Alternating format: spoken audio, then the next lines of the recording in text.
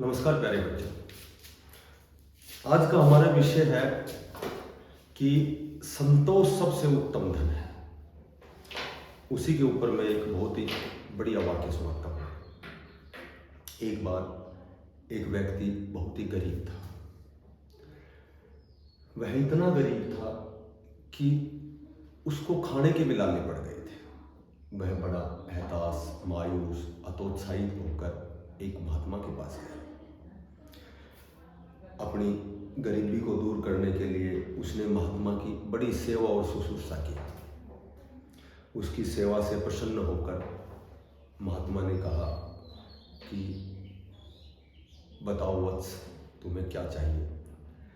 उस व्यक्ति ने कहा कि प्रभु, मैं बहुत गरीब हूँ, कोई ऐसा उपाय बताए ताकि मैं अपने परिवार का भरण पोषण, पालन पोषण कर सकूँ, अपना जीवन का निर्वाह कर सकूँ। तब महात्मा ने कहा कि मैं आपको एक मंत्र देता हूँ। उस मंत्र का उच्चारण करने से, उस भगवान की तपस्या करने से तुम्हें सिद्धि प्राप्त होगी, तुम्हारी समस्या का निवारण होगा। तो उस मंत्र का नियम और विधि जानकर वह व्यक्ति भगवान की तपस्या में लीन हो गया। कुछ समय के उपरांत भगवान वहाँ प्रकट हुए। उन्होंने कहा कि बोलो वत्स, तुम्हें क्या चाहिए। उस व्यक्ति ने अचानक भगवान के प्रकट होने से वह व्यक्ति घबरा गया। आनंद फानंद में अकस्मात जब प्रभु वहाँ प्रकट हुए तो उसे समझ ही नहीं आया कि मुझे क्या मांगना चाहिए। उसने कहा कि प्रभु, मैं आपसे कल मांगूंगा, कल आप पुनः प्रकट होना, मैं कल आपसे मांगूंगा। घर जाकर वह व्यक्ति सोचता रहा, विचार करता रहा कि मुझे क्या मांगना चाहिए। तो उस व्यक्ति के मन में विचार आया कि मेरे पास घर नहीं है, मैं प्रभु से घर मांगूंगा।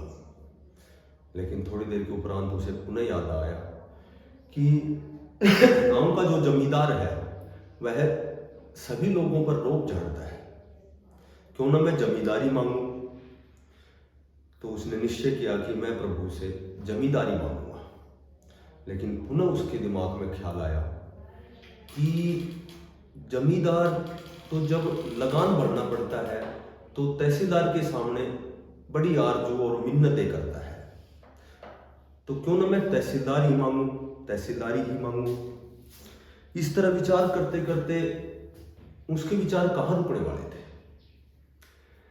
फिर उसने सोचा कि तहसीलदार से बड़ा तो जिलाधीश होता है, क्योंकि जिलाधीश के सामने तहसीलदार तो कुछ नहीं है। फिर उसके मन में ख्याल आया कि मैं जिलाधीश का पद मांगूंगा। इस तरह सोचते विचारते उसका दिन निकल गया और कब रात बीत गई उसे पता ही नहीं चला। सुबह जब सूर्य की किरणें पृथ्वी पर पड़ी तो तुरंत प्रभु वहाँ प्रकट हो गए और उन्होंने कहा कि मांगो वत्स, क्या मांगते हो। उस व्यक्ति ने कहा, प्रभु, मुझे केवल प्रभु की भक्ति और संतोष रूपी धन दे, आत्मसंतोष दे।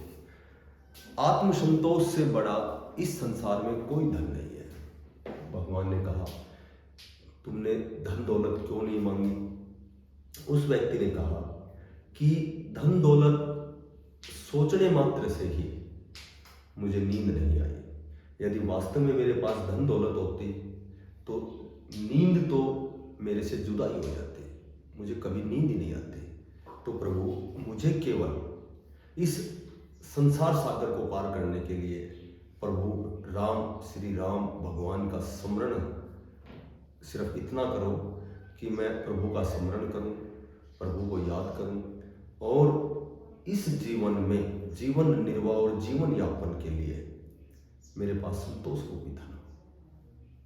क्योंकि जिस व्यक्ति के पास संतोष रूपी धन नहीं होता उसे अथाह समुद्र भी पानी की बूंद दिखाई देती है, और जिसके पास संतोष रूपी धन है, अमूल्य धन है, उसे पानी की बूंद भी समुद्र के समान दिखाई देती है। कबीरदास ने कहा है कि साईं इतना दीजिए जामे कुटुम समाए, मैं भी भूखा ना रहूं साधु ना भूखा जाए।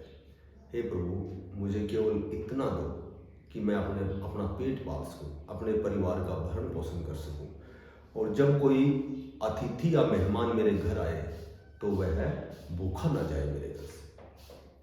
हमें प्रारब्ध में जो कुछ भी मिला है उसी से संतुष्ट होना चाहिए। संतोष ही परम हमारा सुख है, परम धन है।